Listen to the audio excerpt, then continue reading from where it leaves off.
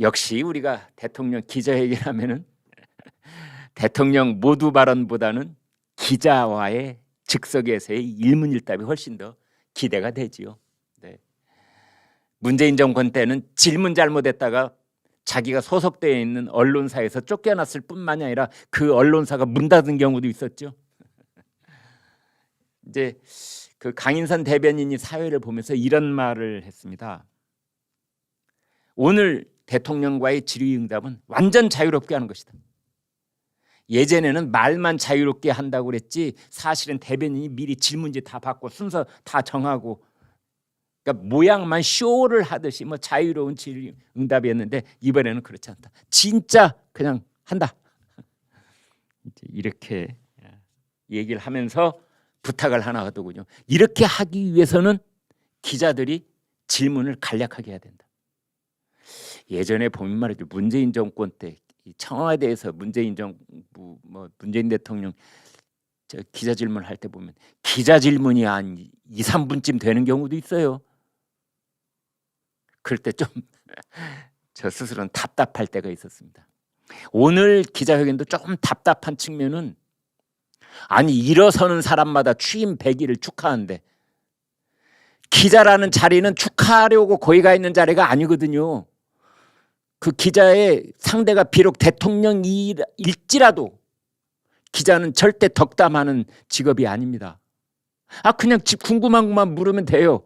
나중에 뭐 취임 100일을 축하하든 나중에 퇴임할 때 또 뭐 지난 5년을 축하하든 그건 나중에 뭐 회식 자리든 뭐 다른 자리에서 하는 거고, 국민들이 바라보고 계시는 기자회견을 할 때는 그냥 국민들이 궁금해하는 그것만 딱 물어보면 되는 겁니다. 근데 오늘 앞에 있던 몇몇 기자들은 또 취임 100일을 축하한다 거니 만다 거니 뭐. 여러분 어떻게 생각하십니까? 본론으로 들어가겠습니다. 뭐 기자가 첫 번째 질문을 하려고 하니까 윤석열 대통령이 잘 안 들리니까 좀 크게 말해달라 이런 말도 하다 보니 첫 번째가 그렇습니다. 낮은 지지율 어떻게 보느냐, 어떻게 분석하냐, 세 가지만 좀 얘기를 해달라.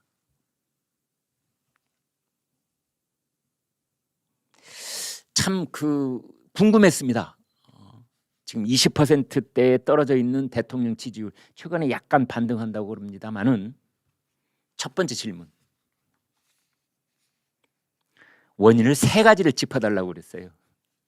오늘 아침 신문 보니까 대통령 지지율에 대해서 세 가지 원인을 짚은 신문들이 들어있더라고요. 뭡니까? 그 대통령이 이 세 가지로 짚은 그 원인 중에 보니까 제가 오늘 아침에 여기 분석을 해온 걸 가지고 있습니다. 리더십 얘기도 나오고 인사 얘기도 나오고 측근 리스크, 그다음에 국민의힘 내분 이런 얘기 나와 있던데, 이제 이렇게 대통령이 좀 조목조목 짚어주는데 그 중에서 앞서서 세 가지를 좀 짚어달라 기자가 그렇게 얘기를 하더군요. 그러자 대통령이 대답을 합니다. 세 가지를 짚을 게 뭐 있느냐? 내가 포괄적으로 대답했구만. 지지율 자체보다는 여론에 나타난 민심을 겸허하게 받들겠다. 국민의 관점에서 세밀하게 따져보겠다. 지난 100여일 동안 당면한 현안에 매진하느라 되돌아볼 시간이 없었다.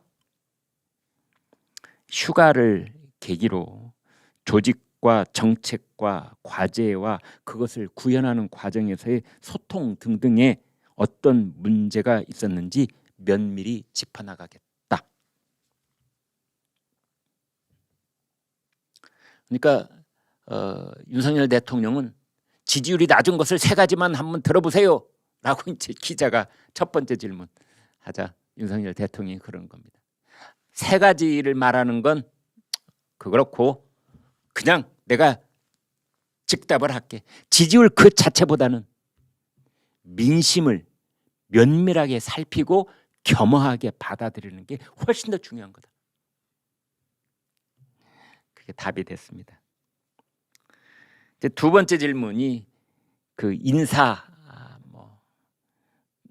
어떤 야당에서는 인사 참사다 글쎄요, 윤석열 정부 초기의 인사를 참사라는 말을 써야 될 정도로 그런 정도인 것인지 모르겠습니다만, 아무튼 인사에 대해서는 이제 이런저런 얘기, 검찰 출신들이 너무 많이 들어가 있는 거 아니냐라는 이야기, 또 50대 60대 남성 위주로만 돼 있는 인사 아니냐, 저희들 익히 들어오는 거 있지 않습니까? 그 다음에 몇몇 이제 장관들 또는 청와대 직원들, 비서관들 이런저런 문제로 이제 자리를 떠나거나 중간에 낙마하고 이런 과정이 있었지 않습니까? 그것에 대해서 이제 물은 겁니다.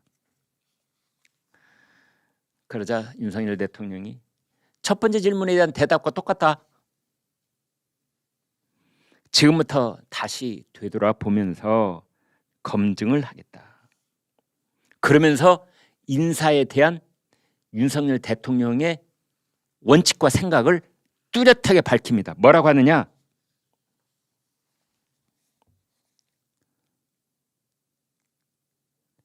정치적 국면을 전환하기 위한 인적 쇄신, 지지율을 끌어올리기 위한 인적 쇄신, 정치적 목적을 가진 인적 쇄신. 나는 그거 모른다. 나는 그거 안 하겠다. 내가 하려고 하는 인사 쇄신이 있다면 그것은 국민과 민생을 받들기 위한 인사일 뿐이지, 한간에 얘기했듯이 이런저런 사람들이 나한테 지적해 왔듯이 지지율을 이렇게 반등시켜야 되니 청와대 국민의 대통령실에 있는 사람들 수석 적어도 3명 비서실장까지 어떻게 저떻게 이런 얘기들, 그건 내 스타일이 아니다.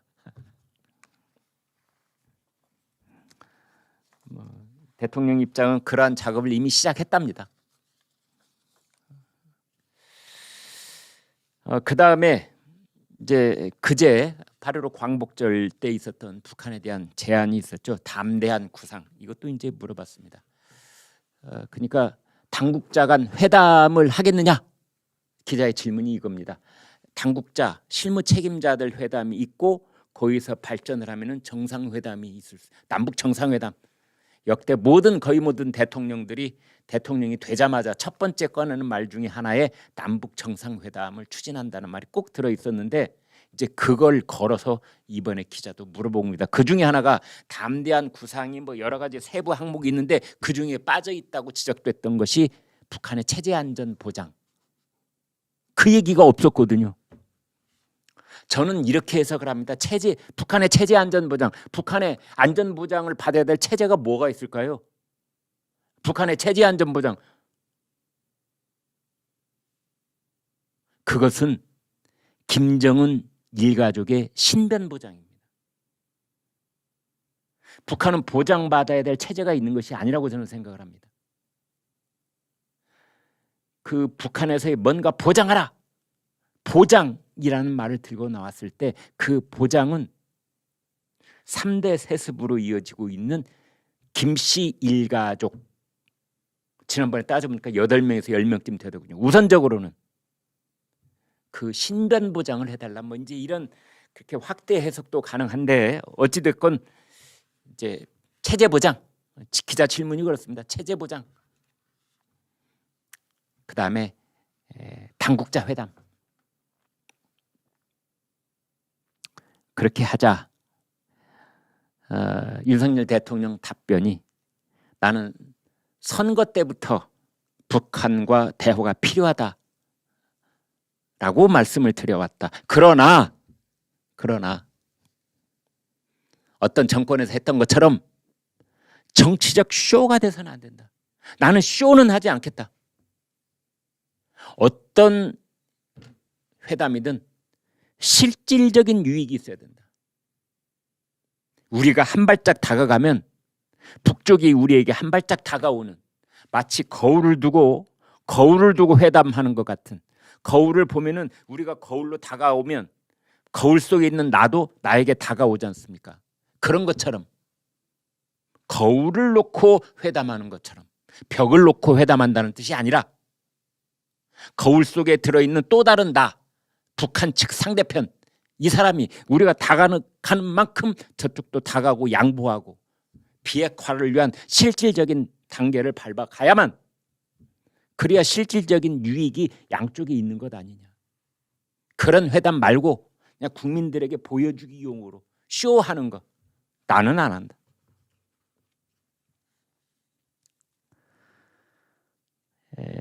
그리고 이제 어제도 잠깐 말씀드렸는데 이명박 정부 때는 가령 비핵화 개방 3천 이것을 이렇게 패키지로 한꺼번에 이루어질 수 있도록 하겠다라는 거였다면 윤석열 정부는 그게 아니고 살라미처럼 단계별로 북한이 성의를 보이는 그 단계별로 우리가 제공할 수 있는 지원을 다 하겠다. 단계별이라는 말을 또 썼습니다. 그 다음에 체제 안전 보장에 대해서 윤석열 대통령이 대답을 했습니다. 물론 제가 해석하는 거하고 윤석열 정부와 윤석열 대통령이 갖고 있는 체제 보장이라는 것에 대한 생각은 많이 다를 수 있습니다. 그 전제하에 말씀을 드리겠습니다. 윤석열 대통령은 체제 안전 보장에 대해서 이렇게 얘기를 하더군요. 어쩌면 매우 중요한 말일 수도 있겠는데 북한의 체제 안전 보장은 한국 정부가 해줄 수 있는 일이 아니다 라고 윤석열 대통령은 못 박아 얘기했습니다. 그러면서 다만 북한 지역의 힘에 의한 현상 변경은 원하지 않는다. 어떤 무력에 의한, 제가 예를 하나 든다면 무슨 뭐 참수작전 같은 것, 고도로 훈련된 최첨단 무기를 갖춘 특수부대가 평양으로 들어가서 무엇을 어찌어찌 하는 뭐 이제 그런 것들을 포함한, 또는 북한의 핵미사일이 어디 있다는 게 밝혀질 경우에 그것을 핀포인트 타격하는 같은 선제 타격, 기타 등등 이런 것들을 다 포함하는 것이 힘에 의한 현상 변경이라고 할 수 있겠는데요. 그거 원치 않는다. 지속적인 평화 정착을 원한다. 그러나 북한이 스스로 변화한다면 그것을 환영하겠다. 어떻게 보면 대북 정책의 가장 골간이 되는 생각을 윤석열 대통령이 얘기를 했습니다. 또 이제 한 기자가 이렇게 얘기를 하더군요. 이것도 매우 중요한 질문인데요. 북한의 비핵화는 불가능하다. 대통령님도 알고 나도 알고 뭐 전 세계인이 거의 다 알고 있는 사항, 북한이 비핵화 불가능하다. 그렇다면 한국도 핵 무장을 포함한 세력 균형을 맞추겠느냐? 비대칭 전략을 해소하기 위해서 한국도 핵을 반입을 한다든지 또는 자체 개발을 한다든지 하겠느냐? 매우 중요한 질문입니다. 그러자 윤석열 대통령이, 참 이런 대목에서는 윤석열 대통령이 매우 안정돼 있고 공부도 많이 하고 생각이 일관되다 이런 걸 볼 수가 있겠는데 거침없는 대답이 나옵니다. 뭐라고 하느냐? NPT, N 핵, P 확산 금지, T 조약, 핵 확산 금지 조약. 핵 확산 금지 조약이라고 하는 것은 제2차 세계 대전이 끝난 뒤에 미국을 비롯한 핵 무장 국가들이 안전보장 상임이사국 5개 나라로 딱 정해집니다. 미국, 소련, 중국, 프랑스, 러시아, 이제 영국. 이 나라가 주축이 돼서 여기에서 끝내자. 핵 무장은. 더 이상 핵 무장하는 국가가 늘어나지 않도록 하자. 핵 무장을 시도하는 나라가 없도록 하자. 핵은 오로지 평화의 목적으로만 사용할 수 있도록 하자. 그런데 이 5개 나라가 기왕에 만들어 놓은 핵무기는 그 균형 상태를 그대로 유지를 하자. 이게 이제 핵 확산 금지 조약이거든요. 그런데 사실 이 핵 확산 금지 조약은 저 개인적으로는 실패했다고 봅니다. 왜냐하면 애초에 5개 나라에서 끝나는 것이 아니라 지금은 9개 나라가 핵 보유 국가입니다. 9개 나라. 인도, 파키스탄, 이스라엘, 그리고 북한. 어쩌면 불언간 이란. 그래서 애초에 NPT는 참 뭐 인정하기 싫지만 NPT는 성공했다고 말할 수는 없는 겁니다. 그런데 그렇다고 해서 윤석열 대통령이 우리도 핵 무장을 포함한 비대칭 전력을 해소하기 위한 방안을 적극적으로 검토해 보겠습니다. 이렇게 대답하면은 당장 미국 CNN 톱뉴스고 뉴욕타임스 톱뉴스가 될지도 모르는 겁니다. 그런데 윤석열 대통령이 차분하게 정답을 얘기하더라고요. 뭐라고 얘기했느냐? NPT 체제가 항구적 세계 평화의 필수적인 전제 조건이다. 어떤 상황이 되더라도 확장 억제를 우선적 과제로 생각하겠다. 이런 얘기 안 하면 큰일 나는 겁니다. 큰 소용돌이가 생길 수가 있지요. 그러나 NPT 체제에는 핵 확산 금지 그 체제에는 다양한 모델이 나올 수 있다. 이제 이 대목부터 북한의 김정은을 비롯한 북한의 지도부가 귀를 쫑긋하고 들어야 될 대목입니다. 북한 핵 위협이 고도화된다면 확장 억제의 형태가 변화될 수도 있다. 이게 윤석열 대통령의 답변입니다. 확장 억제의 형태가 변화될 수도 있다. 이건 무슨 뜻일까요? 우리도 핵 인질 신세가 돼서 마냥 우리가 목덜미를 잡힌 상태로 세월이 흘러가는 것을 방치하지는 않겠다, 이런 뜻입니다. 그 이상은 저도 말하지 않겠습니다. 말씀드리지 않겠습니다. 확장 억제의 형태가 변화될 수 있다. 이것은 대통령이 직접적인 그 내용은 얘기하지 않았습니다만 지금 이 상태로 놔둘 수는 없다라는 것을 천명한 겁니다. 그러면서 마지막에 또 덧붙입니다. NPT 핵 확산 금지 조약, NPT 체제를 그렇다고 해서 포기하지는 않겠다. 당장 우리도 핵을 개발해서 핵무장을 하겠다고 전 세계에 선언을 하고 그래서 NPT 체제를 다시 한번 무너뜨리는 그런 일을 하지는 않겠다. 그러나 북한이 핵을 고도화하고 소형화하고 지금 가지고 있는 핵탄두 그 기술을 2배, 3배로 늘려가려고 하는 여러 가지 조치를 취해 나갈 때 핵실험 제7차 또 감행을 할 때 우리도 문재인 정권이 그랬던 것처럼 가만히 있지는 않겠다. 두고 봐라. 이런 겁니다. 매우 안정적이지만 단호한 의지를 밝히는 대목이었다고 저는 생각을 합니다. 그 다음에 또 기자가 이렇게 묻습니다. 껄끄러운 질문을 하겠다. 저도 이 필요 없는 얘기를 한다면 기자가 물어볼 때 껄끄럽다느니 축하한다는 이런 말할 필요가 없습니다.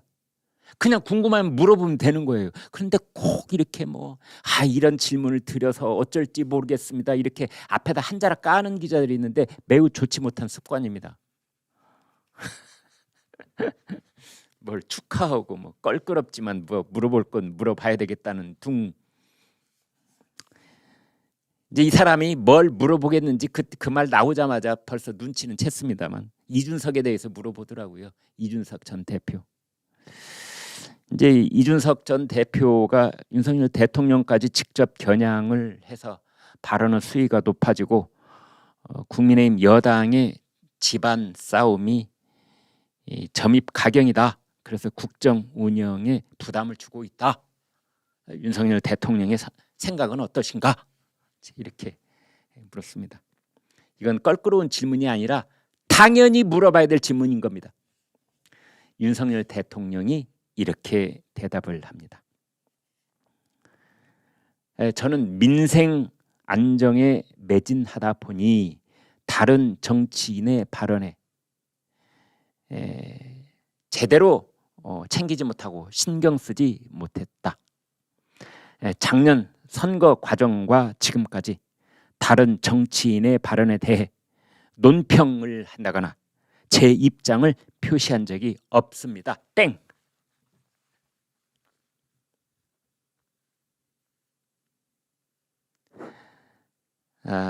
이걸 제 언어로 제 수준의 표현법으로 바꿔본다면 아이고 그 이준석 막내 동생도 저 막내 동생 같은 뭐 그 사람이 뭐 이러쿵저러쿵 말하고 다니는 거에 아니 내가 지금 국정에 대해서 그렇지 않아도 머리 아픈 사람 나 그거 일일이 대응할 필요 없다고 생각합니다. 이준석이 뭐라고 하고 돌아다니는 건 그건 뭐 내 거기에 대해서 아라리 콜콜이 뭐 그건 뭐가 어떻고 뭐 사실관계가 이렇다느니 뭐 이준석에 대해서는 내 생각은 이렇다니 나 그것 말고도 바쁘게 해야 될 일이 지금 산처럼 쌓여 있다. 오로지 국민들만 보고 국민들을 위해서 국민들과 소통하면서 해야 될 일이 산처럼 쌓여 있는데 이준석이 뭐라고 하건 청와대 참모가 오늘 이준석도 또 이런 말을 하고 다녔습니다. 뭐 양두구육이라고 했습니다. 어쩌고 저쩌고 하는 거 그래 뭐 보고를 하면 간략하게 뭐 그 보고서를 읽어보기는 하겠지만 거기에 대해서 내 입장 표명을 그런 적 없다. 지난 1년 동안 비단 이준석뿐만이 아니라 야당 의원들이 뭐라고 하건 뭐 또 뭐 시민단체에서 뭐라고 하건 뭐가 누가 뭐라고 하건 내가 거기를 일일이 반응 보인 적 없다. 이번도 마찬가지다.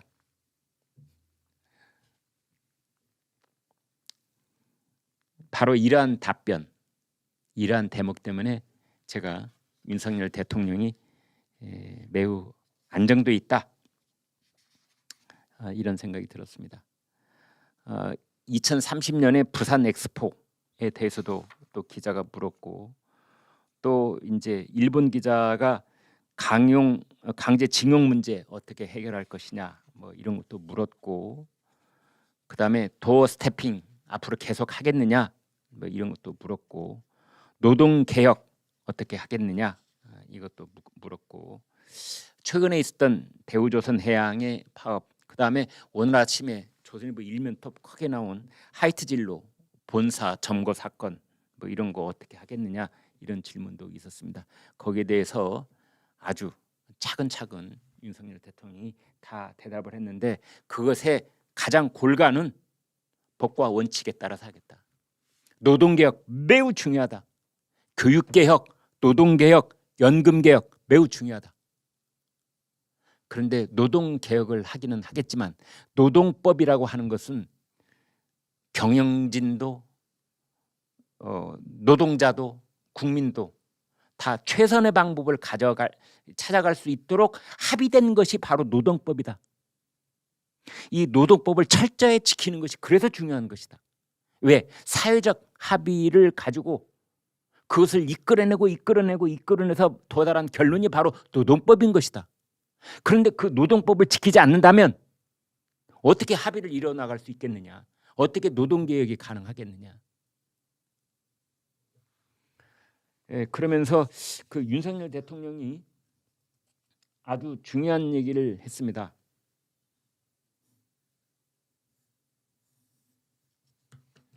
그 윤석열 대통령이 그 오랫동안 마음속에 품고 있었던 생각을 여실하게 드러내는데요.